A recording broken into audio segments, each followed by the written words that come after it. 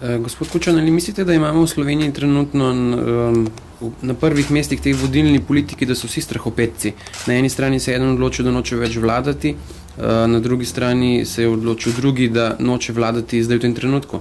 Ali so politiki postali strahopetci? No, najprej jaz mislim, da se nihče ni odločil nehati vladati. Gre za to, da bi si olajšal vladanje.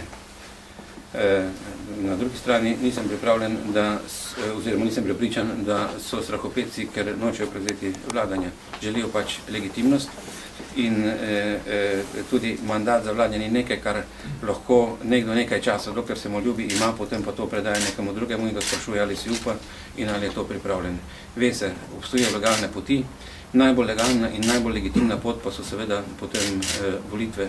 In ne glede na to, ali bodo volitve predčasne, ali bodo šele jeseni prihodnega leta, gotovo je, da bo to element, ki bo na odločanje volitev vplival.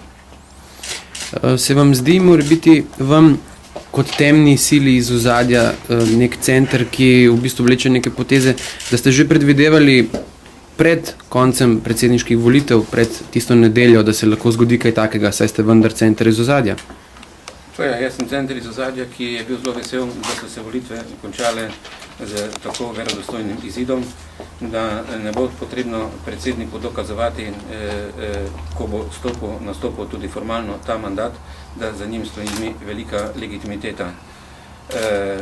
Bilo bi pa seveda popolnoma narobe, če bi njegov rezultat razumeli kot delovanje temnih sil iz ozadja. No, vsezadnje, človek se vpraša, kaj se je pa tako bistvenega spremenilo iz sobote pred volitvami do ponedeljka po volitvah. Dobili smo predsednika vlade z visoko legitimiteto in padel je nek referendum, o zakonu, o katerem sicer lahko razpravljamo, ali je logično, da je glede na vsebino tega zakona dobil tako nizko podporo na referendumu. Ampak to pa po moji sodbi ni odnos do zakona, ampak je nezaupanja do tistih, ki so ta zakon predlagali glede na netransparentnost mnogih akcij in prenosov lastničkih, ki so se zgodili v zadnjem času in ljudje očitno ne verjamejo, da bi KAD bil sposoben zagotoviti, da bodo ta sredstva iz zavarovalnice res šla v prid in da bodo ostala v pokojninskem skladu. Se vam zdi, oziroma zanima me, vi kot center iz ozadja, ki jim veličate te niti, kateri mediji upravljate?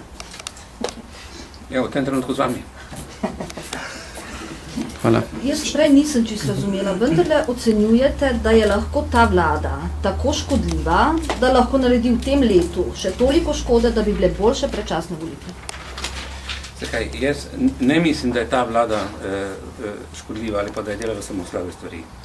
Tisto, kar je bolj moteče, je način njenega vladanja ali razumevanje, bolj natančno rečeno, kakšen mandat je dobila.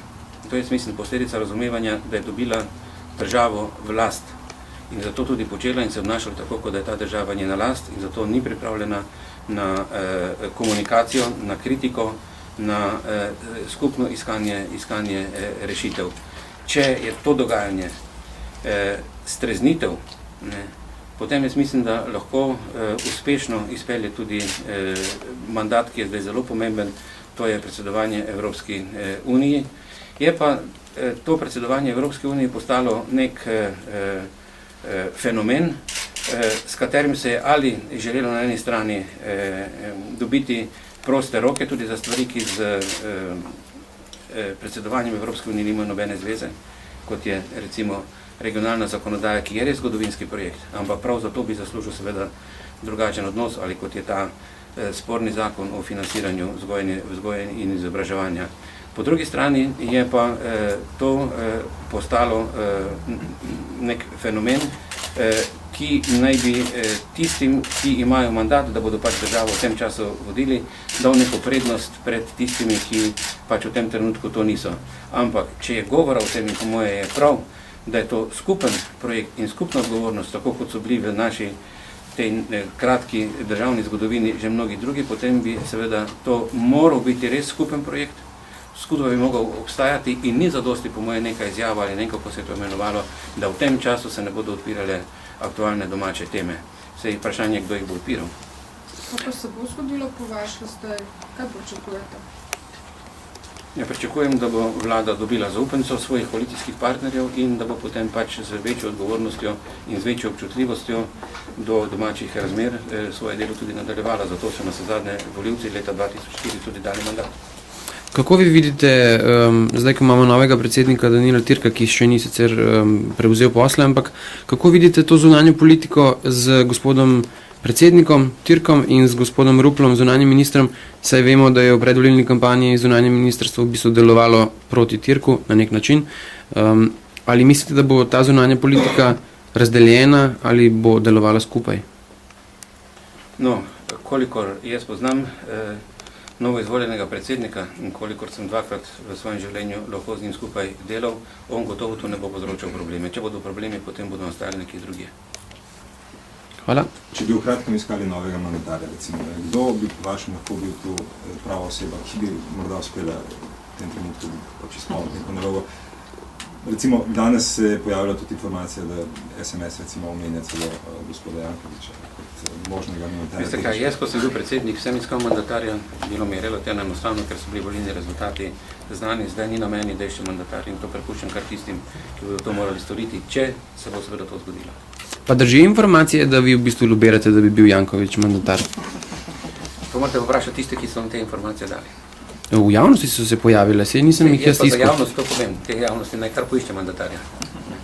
Kaj pa, če bi bil, morebiti, če bi se sestavila tehnična vlada in bi bil njen premijer Mitja Gaspari, kakšna možnost pa vidite tukaj?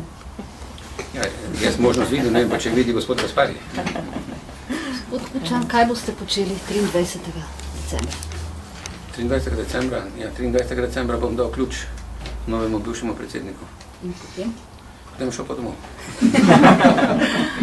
Več vem pa mogoče kdaj drugično. Vam je kaj žal? Da ne bi nas vsak tem. Z tem ključem in pisarno, knjigami, albumi, duhom pisarne, nazivom, Ta pisarna karkoli. je, kot vidite, čisto prijetno, tudi vi ste bili dosti krat v njej.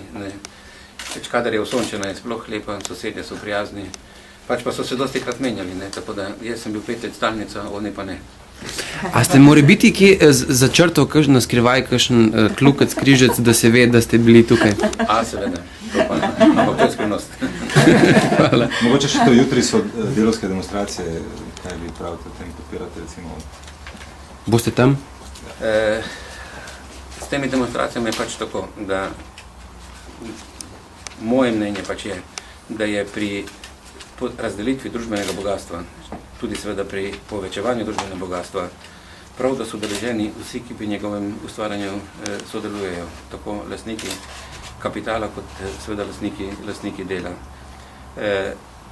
Če bi jaz še seveda bil predsednik in tudi kolikor bom lahko kot državljan na to vplival, bi seveda pa storil vse, da ne bi bilo potrebno komorkoli, tudi ne delavcem, uporabljati za opozarjanje na svoje probleme in na svoje interese, uporabljati to sicer legitimno sredstvo delovanja v demokratični družbi. Torej, da bi bili odprti drugi kanali, na vse zadnje tudi socialnega dialoga in da ne bi bilo potrebno potem enemu od udeležencev zaradi ne tekočega pogovarjanja opozarjati javnost, družbo, socialne partnerje na svoj položaj na tak način. Novi predsednik je rekel, da se bo udeležil teh demonstracij. Bi vi kot predsednik šli na take demonstracije? Torej, jaz bi šel, če bi seveda bili razlogi za to, da bi to tudi obljubil in bi povedal te dve stvari, ki sem jih povedal vam. Hvala. Sam še to, kako se vam zdi, da gospod Drnovšek nič ne komentira vsega, kaj se dogaja, da tudi nič ni rekel novo predsedniku? Ne vem, najbrž ima svoje razloge za to, gotovo pa, da bo v tej situaciji prej slej, to, kaj se pričakujem, prišel do njihovega nastopa.